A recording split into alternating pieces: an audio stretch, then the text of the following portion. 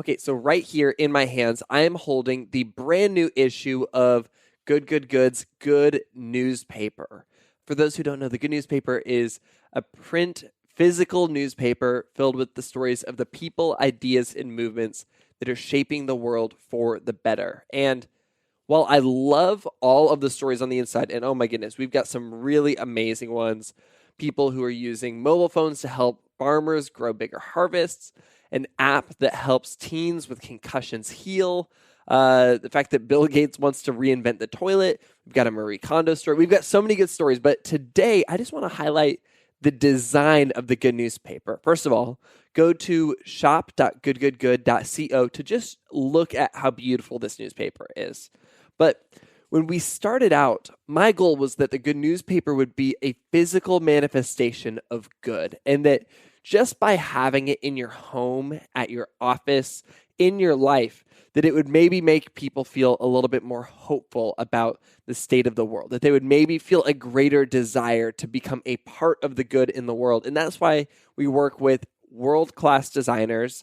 Our illustrator, her name is Kara Sykes. She is one of my favorite people. She's so talented, and the front cover that she designed is just beautiful, and it looks so good. I'm already seeing photos from people sharing photos of this sitting on their coffee table, sitting in coffee shops. It looks beautiful to have in your life, but also on the inside of this issue and every issue, we have what we call a centerfold poster. It comes free in every issue. It folds out, and it is beautiful. Every single issue, the poster is a quote from somebody who is, just like this podcast, rejecting cynicism and using their lives to make an impact. And for this issue, we highlighted this beautiful quote from Dr. Maya Angelou, and it says, "Pick up the battle and make it a better world just where you are." And we brought on this incredibly talented designer. Her name is Joanna D, and we had her illustrate this beautiful poster, and I already have it hung up on my wall at home. It looks so good, and I want you guys to have this. I want this to be in your life if you need some good news in your life. So visit shop.goodgoodgood.co to pick up the Good Newspaper. You can subscribe and get a whole year of good news. You can just pick up the individual issue. You can pick up a dozen issues if you want to give them away to your friends, whatever works best for you. But I wanted you to know, because we're so proud of this. We think it's so important, and we could not do this without the support of this community. Anyway, that's everything that I wanted to say. I'm just so excited about this. Thank you. Now, here is this week's episode of Sounds Good.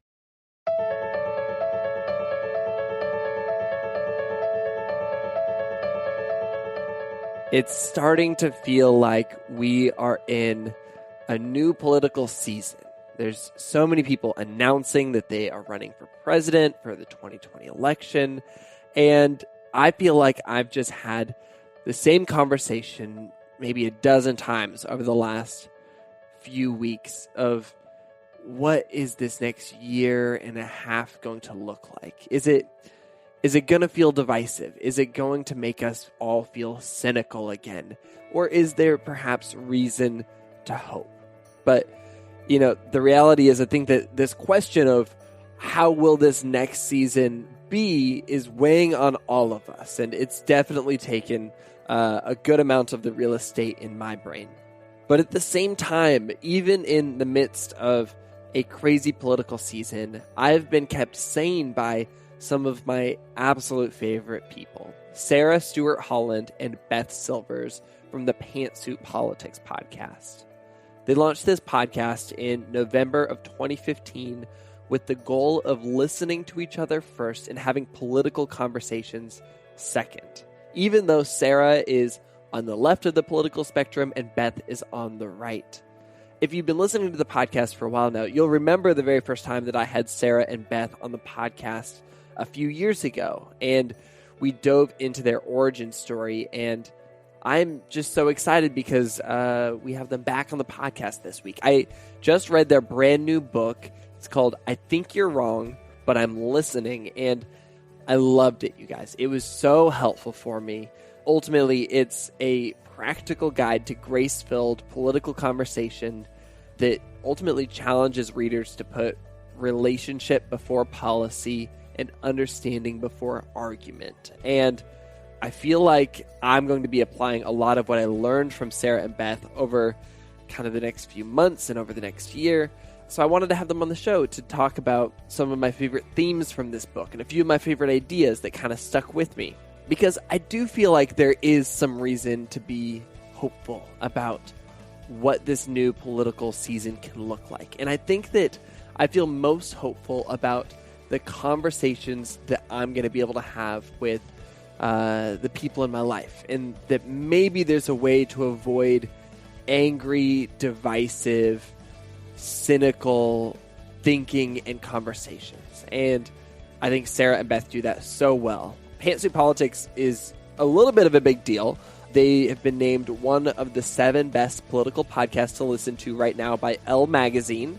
They were named one of the top 9 political podcasts to listen to in 2017 by The Guardian. And they were named one of 5 informative political podcasts you should listen to by Bustle. For those who don't know me, I am Brandon Harvey, and this is Sounds Good. This is the weekly podcast where we have conversations with inspiring people who are rejecting cynicism and using their lives to make an impact. Sounds Good is not your typical 3 Steps to Success podcast. We don't host this podcast for the sake of leaving you with just straight up bullet points for self-improvement. I just think that it's a lot more complex than that. And so we show up here on Sounds Good to ask big questions, to dive into nuance, and to learn from each other's stories. So without any further ado, let's just jump straight into this conversation with Sarah and Beth.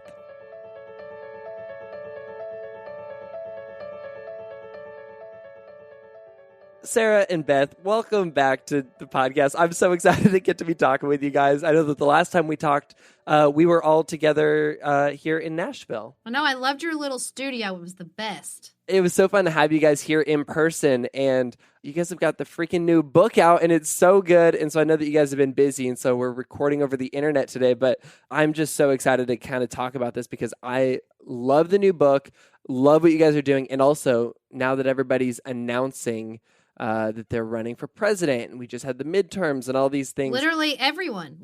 Every single human. I'm excited to get to dive into a few of these things because I think that we're all trying to figure out what 2019, 2020 are going to look like, how we can kind of stay sane within it, how we can not be in conflict with the people we love, and how we can also focus on actually making the world a better place, not just like existing politics, but working together to create solutions. And so thanks for being here. Thank you for having us. Yes, thank you so much. For those who haven't listened to our very first conversation together, maybe we can kind of give a quick little primer on who each of you are, how you came together, and kind of the creation of Pantsuit Politics and the other nuanced things that you're creating in the world. Well, I am the designated origin storyteller of Pantsuit Politics. I am Sarah Stewart Holland from the left, and I had the idea for a podcast surrounding interviews with women in politics. I had worked in politics. I had just completed a training program for women interested in running for office back in 2015 when I had this idea. But I did an interview and I was like, it's okay. I wasn't loving it. It just kind of sat there on my desktop. And then simultaneously, I had a blog. It was primarily focused on parenting, but I would occasionally talk about politics on the blog. And Beth, who I have known since college, we went to college together and we're in the same sorority, had stayed in touch through Facebook. And she reached out and said, hey, do you ever want sort of an opposite perspective on your blog about these political topics you write about? And I said, absolutely. I'm always looking for content for my blog. Bring it on, sister. And so she wrote some really amazing posts. I loved her style. I loved the way her brain worked. And so I reached out and I said, hey, what if we did a podcast where we work through these sort of opposing sides of issues in a very different way, a way we definitely weren't seeing in the media landscape?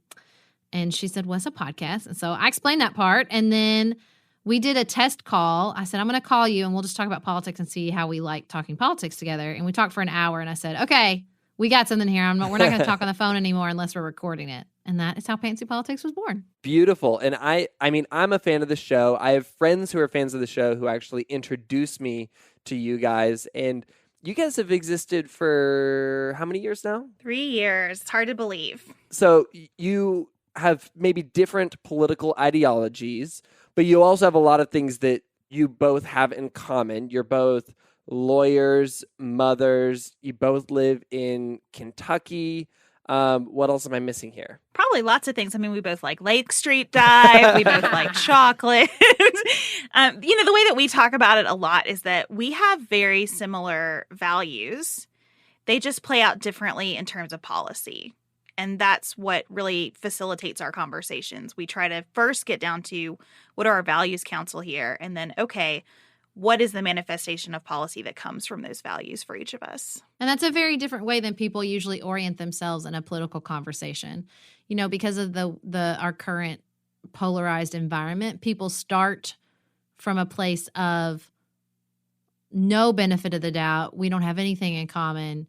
We are at opposite ends of everything. Now let's talk about something. Whereas it's not a great way to orient yourself. And so we try to think through the things we share, the places that we see commonalities, and then move forward based on that relationship of shared values, as opposed to the tribalism of opposition. I think that it was either in your book or listening to an episode, but you mentioned that early on you had something called the Great Redhead Debate, and you kind of learned that it wasn't the right format, and that's when you kind of started to unpack how to better have conversations about, different viewpoints and perspectives. Can you share a little bit about that experience and that pivot? We had this idea to try to do a debate because we were in kind of presidential season, and we hated the way debates were going on the national stage. And we thought, what would it sound like if we did a debate,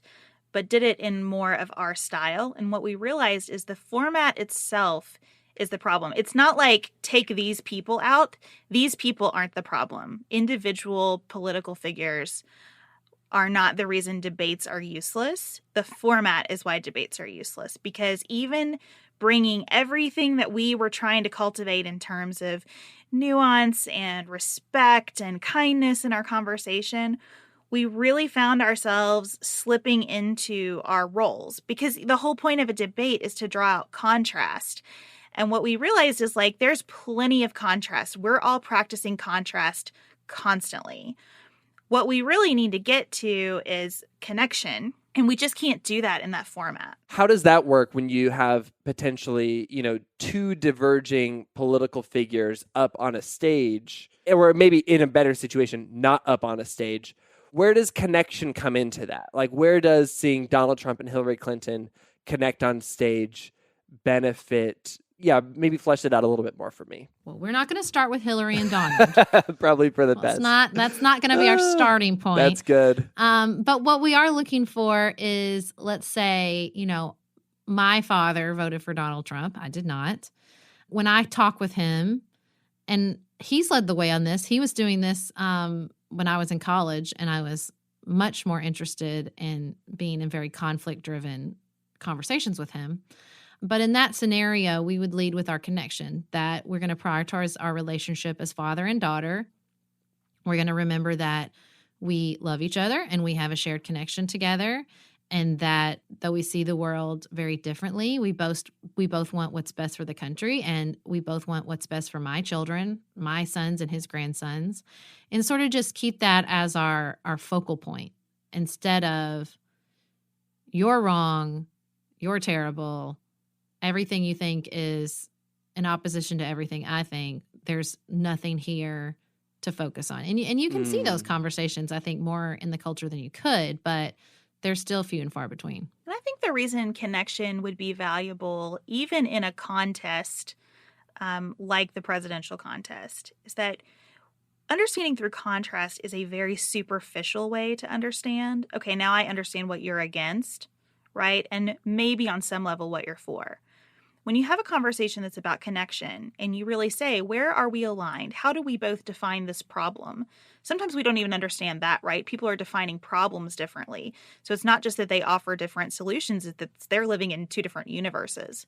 When you start with connection and build out from there, then we as a voting public would really get to see how people think and make decisions, which is so much more important for a president. This is not a legislator who's just voting up or down on different bills. This is a person who has to make extremely complex decisions. So being able to follow their thought process, I think, would be so much more valuable to us than the current debate format provides. And you can see that. I mean, there were some really beautiful moments with the Democratic primary contestants right now.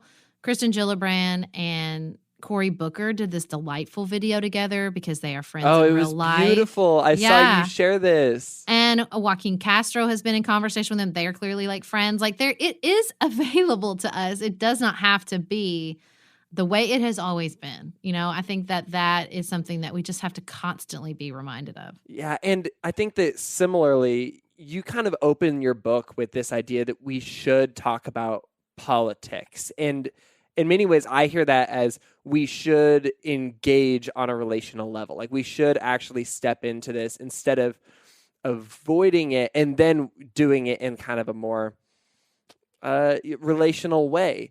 The second thing that you kind of say when you dive into that next chapter is this idea of taking off your jersey. And this is something I've been trying to think about a lot, as I think that the 2016 election really maybe entrenched people really strongly in their views. People who maybe wouldn't have doubled down on one side or the other really did.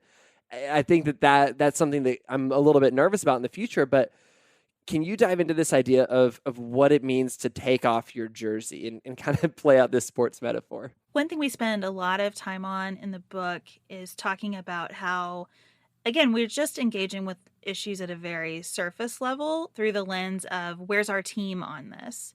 So it's not that I need to really understand what's in the Joint Comprehensive Plan of Action with Iran. It's that if Obama negotiated it, I'm either for it or against it. And what we're asking people to do is say, please recognize that all being a Democrat or a Republican means is that you are looking at policy positions that are animated by personalities. And you're getting really attached to these personalities. But your personality is important too. And your values are important. So take a little bit more time and ask more questions. And make sure that you understand all of the facts, not just what the personalities you gravitate toward think about those facts. I think the other thing that's really important with regards to taking off the team jersey is remembering that winning is not the most important thing. Just scoring a point is not the most important thing. Being better than the other side at all cost is not the most important thing. Just taking ourselves out of this zero-sum orientation of politics where if I'm winning, they're losing. If they're winning, I'm losing. Especially when we're just talking with one another. Look, some of our elections are winner-take-all. There's nothing we can do about that. For now, there are some options on the table. But ranked choice voting. Hell yeah, ranked choice voting. And so, I think that is one thing that when we think about it in that jersey highly competitive way, it's just really harmful because it changes the way you view the other person. It changes your sense of time. There's this really interesting book out right now that talks about the highly competitive nature of Congress. And when the Congress passes back and forth the way it has the last 20 years, it sort of shrinks the time span of the Congress people. Like they're not looking long term because they could lose the House in 2 years. So they're just thinking about the next day. Or, well, you can't plan long term for the health of our country if all you're thinking about is 2-year spans. Infrastructure is something that takes decades. It takes a really long view of the world and of the country. And if we're so highly competitive with one another that we're just thinking about the next win and the next political point to be scored or even the next election, then we're neglecting the long view of history and the long view of the health of our nation. We're definitely neglecting things like climate change that will take decades and decades to sort of move the needle on. That's what gets lost when you orient yourself like that. What can we do to kind of encourage more of those long-term thinking? Like, is there something that we can do as people who aren't in the United States Congress to encourage more long-term thinking? I think we've got to show up for our representatives when they act in bipartisan ways. Right now as voters, I don't think our politicians today are lesser human beings than their predecessors, and that's why things are more polarized. I think we as voters are more polarizing. We reward more polarized behavior. And so we've got to reward bipartisan action. If your congressperson is of a different party than you but votes in a way that you think is helpful, send a letter, send a check, volunteer, like be willing to cross the aisle in terms of who you support if good work is being done for you. To use the sports metaphor again, the reason jerseys are so problematic, it's like we approach everything like a football game, right? But in a football game, the winner does not have an obligation to take care of the entire crowd when it's over. Mm-hmm. That's what our electoral system is. Representatives should represent the people who did not vote for them too, but they can't do that if those voters disappear or just antagonize them on Twitter all day. And part of what we're really trying to say with this book is if we don't like this, and we all say we don't, then we have to more meaningfully step up ourselves outside of elections to be there for our politicians and tell them what kind of standards we're going to hold them to. If there's anything I've learned in the last few years, it's been how to have those conversations with my elected officials or how to engage on different levels. It's so fascinating to me how easy it is to reach my local member of Congress. Like I can send an email, I can make a phone call and reach his office and know that that's actually going to get to him, or I can actually reach him if I, put a little bit more effort into it. And I'll try to basically call about the things that, I know that they had to stick their neck out for, but that they aren't going to get a lot of attention about. My elected official recently did something really great in the fight against HIV and AIDS. And so I hopped on the phone and thanked him. And the person said, nobody has said anything about this yet. So thank you for saying that. This was something that was a priority for us, and we thought that it was a priority for more people. And so I think that there's some cool opportunities there. And I think that it's true whether you have somebody that you align with or not. And I think if you pay close enough attention to anybody's policies, you'll find a lot of things you don't agree with, but you'll find a lot that you still do. And so that's an encouraging reminder.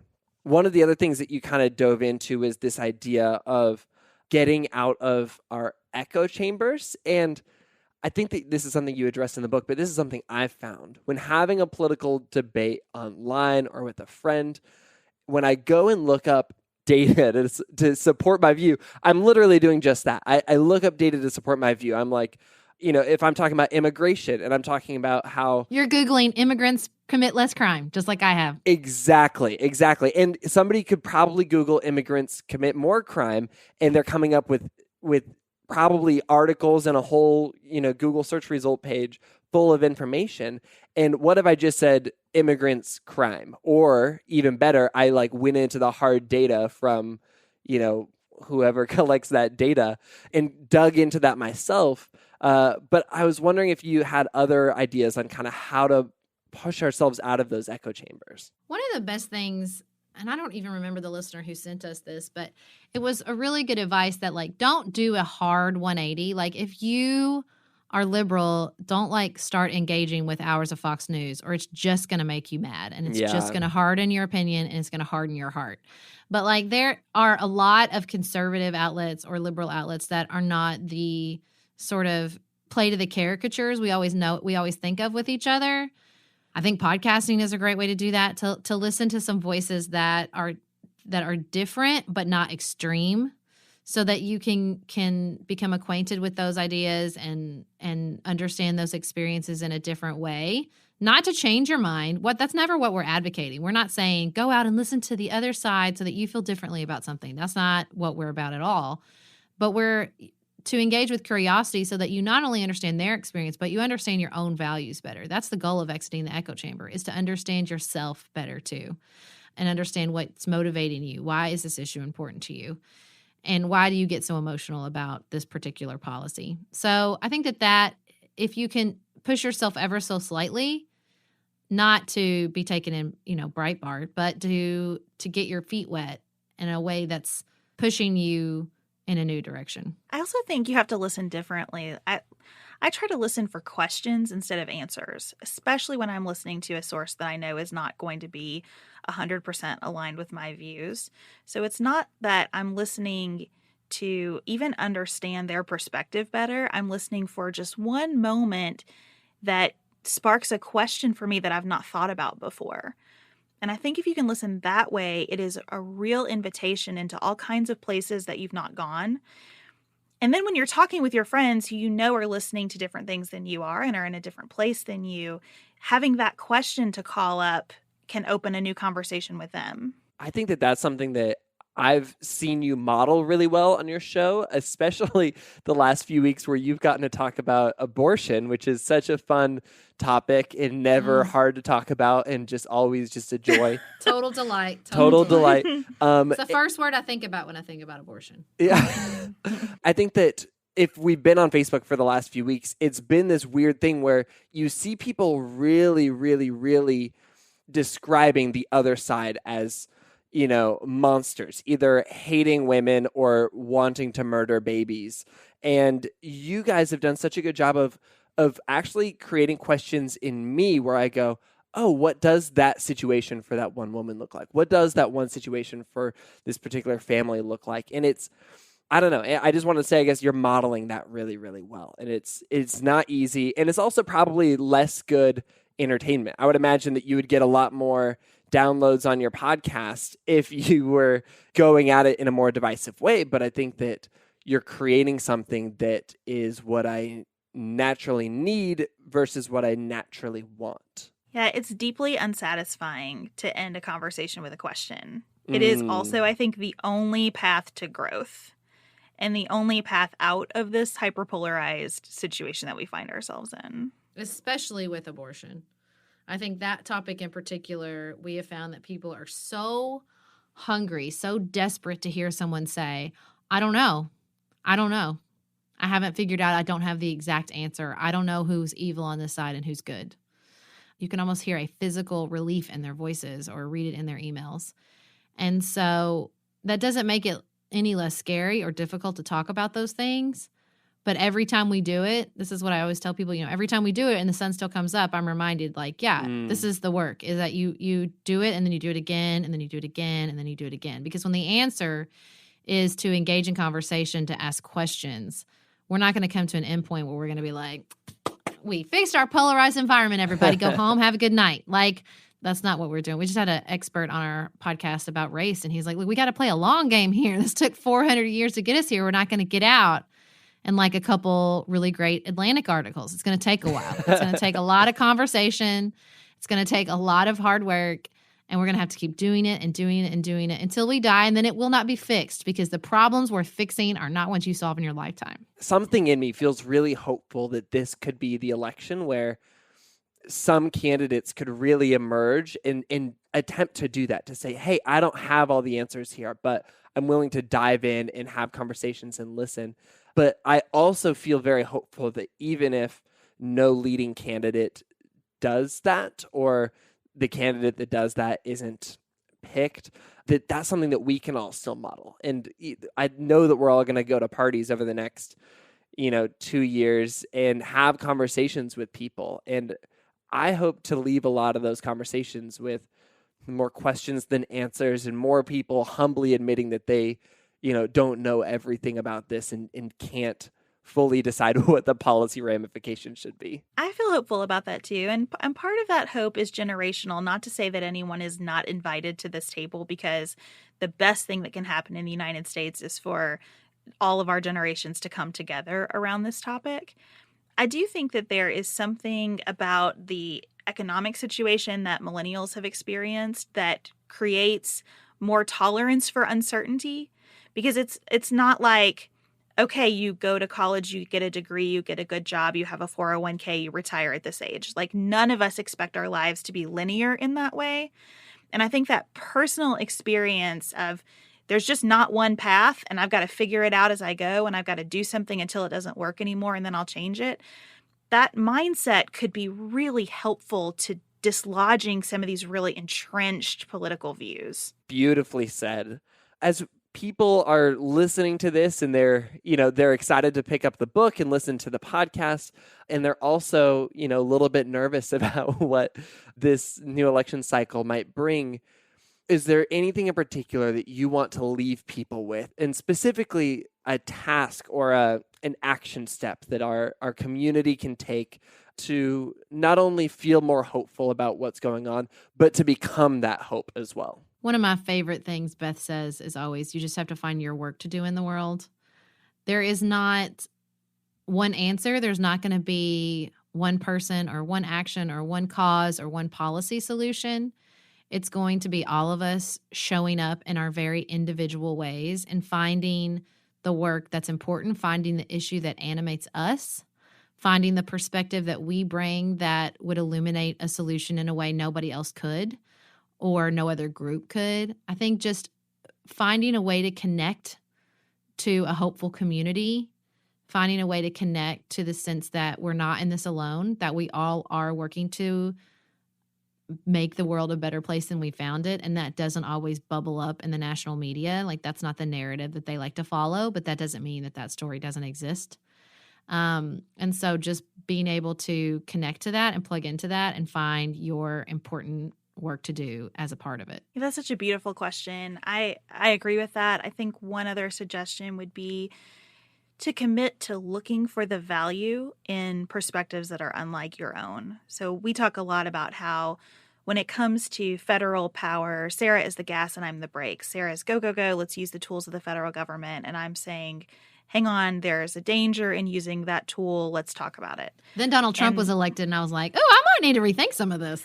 And then in the private sector, I'm the gas, go, go, go. How can we innovate? What can industry do to solve this problem? And Sarah says, hold on. I'm coming in as the brakes to say, look what happens when we let private industry go completely unchecked. And we both belong in the car, that you need both of those perspectives on every topic. And sometimes they have to give way to one another. You can't have the feet down on both pedals at the same time. And that framing has been so helpful to me because even as I read things that I just vehemently disagree with, I see the value in that other perspective. And I see the value of our tension and how if all Republicans were elected for everything, that's really problematic. That's not a good scenario for anyone. If all Democrats are elected in every office across the nation, that's really problematic. We need this tension. And so I think if we can just practice saying, I don't agree with that position, but I see its place here, that would be really helpful.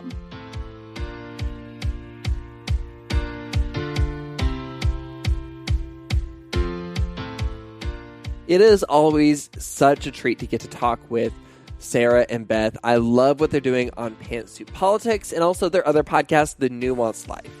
If you loved this conversation, if you felt like it was barely scratching the surface of what you wanted to hear, I have some good news for you. You're right. Their podcast is amazing and dives into so many things. And every single week, they dive in and take a nuanced approach to whatever's happening in the world. And so the last few weeks, there's been some really interesting conversations, like we said, about abortion. I think that they're kind of talking about what's happening in Virginia right now. There's a whole lot of nuance to be found. And I think that it's really important that we all dive into it. And it also just makes me feel a whole lot more sane week to week. So check out Pantsuit Politics, The Nuanced Life. But most of all, check out their new book, I Think You're Wrong, But I'm Listening. It is a wonderful tool. I'm really looking forward to using it over the next year. I've got tons of things underlined in it, and I'm probably going to start giving it away as gifts for, I don't know, maybe people I want to have political conversations with. We'll see. But oh my goodness, it was so good to get to have Sarah and Beth on the show again. If you're new to Sounds Good, you enjoyed this conversation, we would love for you to stick around. Make sure to check out my previous episode with Sarah and Beth. But also, I think you'd also love my conversations with Miles Adcox, who runs an incredible company and center called Onsite. And he and I shared a great political conversation together on this show. And also with Ken Weitzma, who I shared a great conversation around race and equality with. And if you want to kind of dive into those topics, you can find both of these episodes and more than 100 other episodes by searching for Sounds Good wherever you listen to podcasts. And while you're there, make sure that you hit subscribe and leave us a review. It really helps people find the show. This podcast is created by me, Brandon Harvey, as a part of Good, Good, Good. We are a community that believes in the power of celebrating good news and becoming good news. Chad Michael Snavely and the team at CM Studio edit and mix this show. You can get lots more hopeful stories on social media by following us everywhere at GoodGoodGoodCO. And we also create a beautiful quarterly newspaper that celebrates the people, ideas, and movements that are changing the world for the better. It's a real-life newspaper. You can order it today as a gift for somebody else. You can pick it up for just you. You can do whatever you want with it. Check it out and see what else we do at Good Good Good by visiting goodgoodgood.co. And on that note, that is a wrap for this week's episode. Go out and take off the jersey. Dive into some nuanced conversations about politics. And we'll be back next week with another inspiring story from an incredible person. Sound good?